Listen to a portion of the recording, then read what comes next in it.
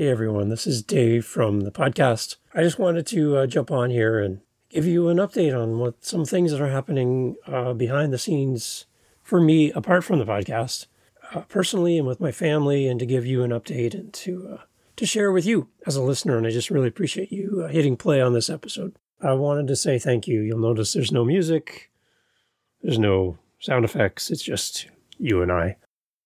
And the reason for that is I wanted to come on and say thank you to some of the most amazing people in the world, whether it is past guests, listeners of the show, friends of the podcast. In the last few days, my family and I have gone through some really tough and dark days. I lost my father many years ago when my kids were little. And my mom struggled through all that, and we took her in, and she lived with us for a while, watched her kids while my wife and I both worked. And as our kids got older and grew up, she's been there. And for the last 16 years, she's been married to a great guy, and the two of them have done life together, supported each other, and grown old together.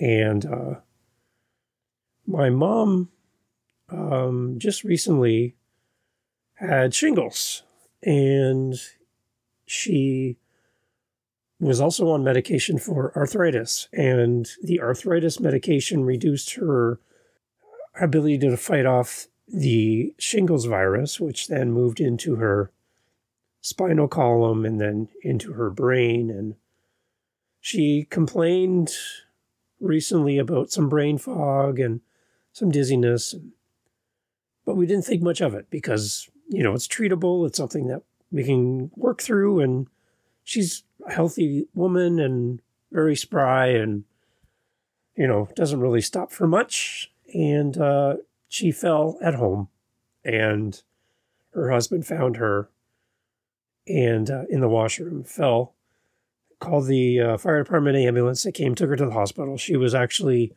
not breathing when she arrived at the hospital. And for 10 days, she was on life support. And my wife, my sister, myself, and her husband, Leroy, we visited her on regular rotation and spent as much time with her as we could based on family commitments and life and jobs and all of that. But in the last few days of my mom's time with us, my sister, my wife, and I did shifts so that my mom was never alone in the room. And I had the privilege and honor of being the last one in the room with her. And on Saturday morning, my days are just a mess.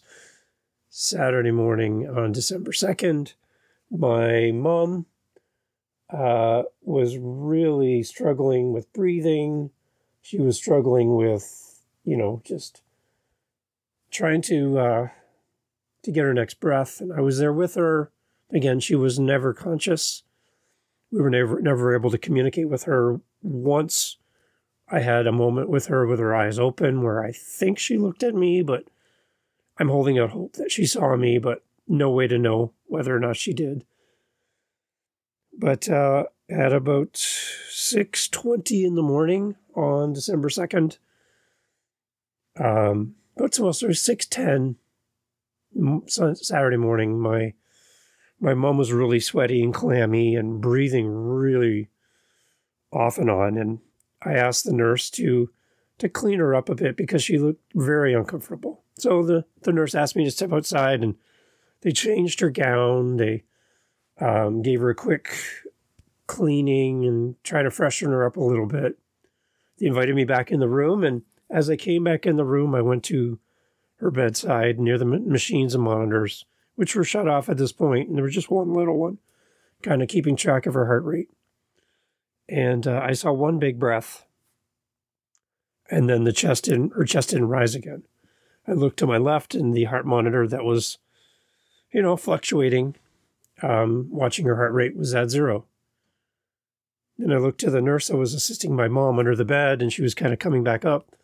And I just said, "Can you kind of let me know what's happening here?" And the look of regret and caution, she reached over and said, "I'm so sorry." And in that moment, I was there for the last breath for my mom. And through all of this, we've been posting to social media, letting friends and family know. And if you've been following me on Facebook or my mom or whatever, you would see the posts. And I want to thank you, you know who you are, who have been there for me, reaching out, leaving words of encouragement. And I would love to say that I've been able to respond to everything, but I haven't been able to respond to everything. Just the sheer number of responses that have come from you. Again, past guests, fellow podcasters, people in the community, listeners of the show, leaving me loving, supportive messages from the time my mother went in the hospital to that moment and beyond. You have been there for me. And if you've ever wondered if starting a podcast can bring value to you, I would tell you strongly to do one, because I was getting messages from Australia, England, Mexico, and through Europe and the United States, on all my different platforms, people reaching out, unsure of what they could do, people leaving me SpeakPipe messages, just some of the best people in the world. And I was able to review some of these, having a break from being in the room, sitting with my wife or my sister, and reading off your messages to my family and saying, I had one interaction with you as a guest, one interaction with you as a podcast follower or listener or fellow podcaster, and reading your message to my family, and the look of awe and astonishment that even in a single interaction with you, or as you as a listener listening to the show, that you would think to take time to reach out to me and to my family and allow me the honor and privilege of sharing your message to my family and sharing them with my mom, even though she never could respond. She couldn't really open her eyes, but I could read them to her in the hospital room. Your message to her and to the family.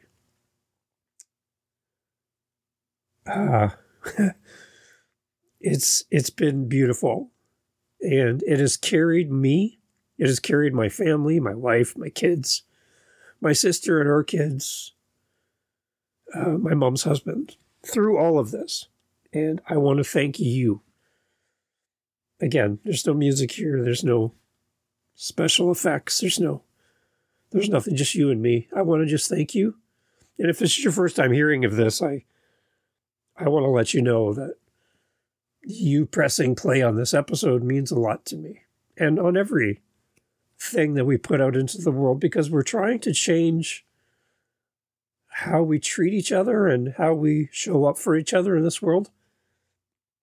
I want to be that for you, and you have been that for me as part of this community. So thank you. I would love for you to continue supporting the podcast and the amazing people who have been guests or fellow podcasters, the community here. You have been amazing for me. You have been amazing to all of us who you don't know behind the scenes, the family, the friends. And hearing your feedback and your thoughts has carried us through this incredibly hard 10, 11, 12 days. So thank you. And I appreciate you. I love you all. You're more than just a listener. You're more than just a guest. You're more than just a podcast friend. You're my family. And it feels really weird to say that, because many of you I've never met in person. Many of you I never will. but we built something together as podcaster, as listener, as podcaster and guest, as podcaster and fellow podcaster. We have this bond that brings us to the microphone, helps us to hit record and do our best to put something out into the world that has meaning and impact. And you and your participation in this podcast, even if it's simply pressing play, means so much for so many. And I want to thank you to everyone that has reached out and offered up your kind words, your thoughts, your love. On behalf of my mom, Sharon, my family, which is now my sister and I, to my dad that has gone long before. Thank you for honoring our family. Thank you for honoring my mom's memory. And you didn't have to leave a message, but you did. And every one of your messages made me cry.